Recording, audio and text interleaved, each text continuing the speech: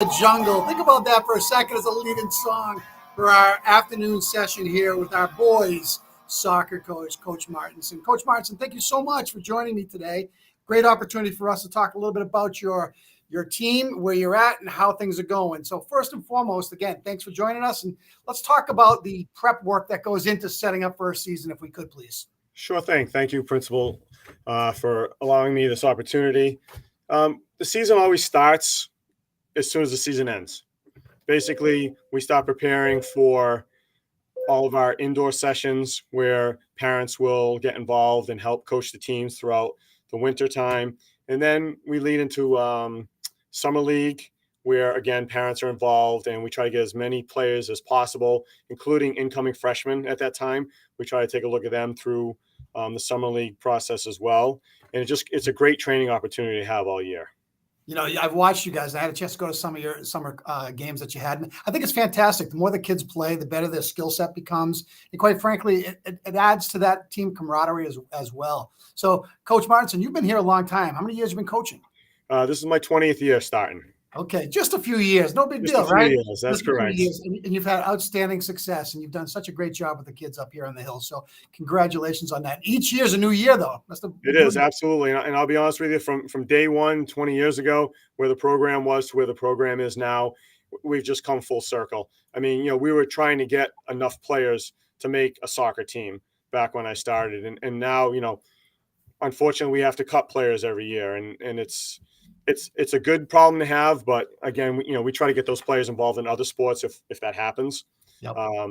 But yeah, the program has definitely grown from when I started here. Well, we've seen a great increase in all the sporting programs here, and that's a tribute to the coaches and what they do each and every day. So thank you for doing that. Hey, let's talk a little bit about your season. You started off, you're 4-2-0 right now. You're sitting in a good place. How do you feel about that? Let's talk a little bit about the teams you played, how you felt you've competed against them. What does it look like?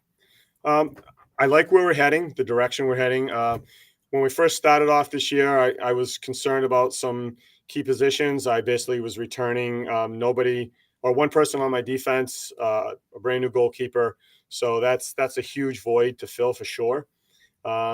We've been working with some different players, trial by error, different things. Seems like we have a pretty good group together now that seems to be gelling.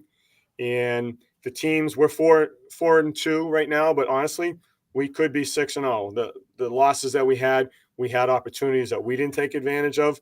We feel, when you go out there and you play a team and you played the best you can, you lost, it's okay to walk off the field. But we've gone out there and played some teams that we absolutely were the better team. So that's tough to take those losses.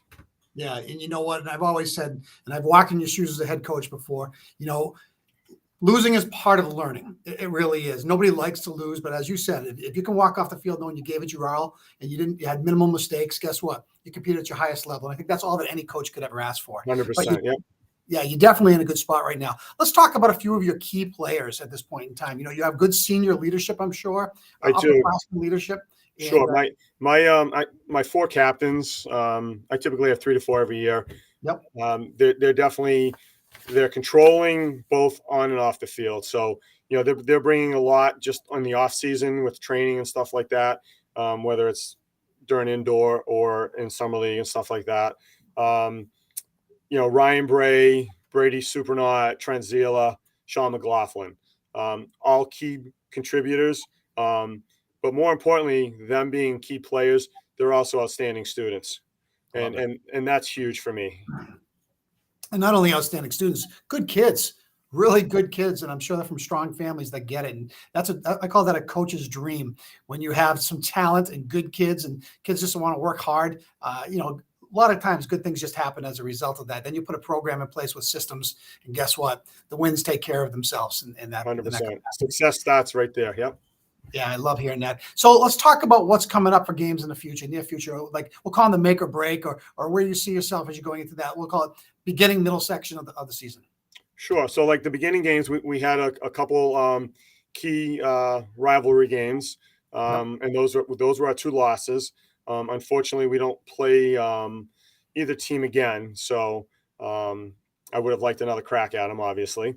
Sure. But we have other teams that are coming up that can make or break where we are as a team. They'll define us as a team. We have Monty Tech today, for example. Always Yep. play us tough. It's a league game, so obviously very important. And they pretty much will give us an idea where we're at this point of the season. Moving forward, we have teams like Auburn, Quabog. Both of those teams have done extremely well in their own divisions throughout the playoffs each year. So if we're competitive with these teams, I know that we're going to be there at the end when we need to be. And these are the teams that get us ready for districts and states. Awesome. I'll tell you, every game, one at a time, do the things that you're supposed to do, and, to help those players just understand what the process is all about.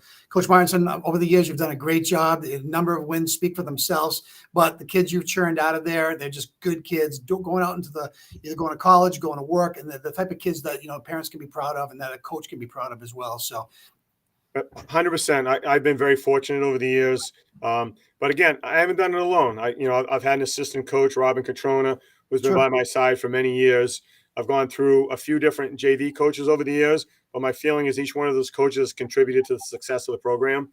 And right now we have Ben Esterbrook, who's the JV coach and doing a great job with the program. And we need that. We need to be able to build from that point and go forward. So it doesn't start with me. It absolutely starts with everybody else to get to me. I love that. I'll tell you what, go Minutemen. You guys are absolutely on fire. Looking forward to hearing and watching what you guys do moving forward. Again, 4-2 start the season. Coach Martinson, congratulations to you and the boys, and wish you continued success. And more importantly, just keep doing what you're doing, because it makes a difference for those boys. I appreciate that, Mr. Packard. Thank you. You got it. And we're going to end it right here. And I'll listen to get a chance. Make sure you follow these guys. They're fun to watch. Thanks again, Coach Martinson. Have a great day, and good luck today against Monty.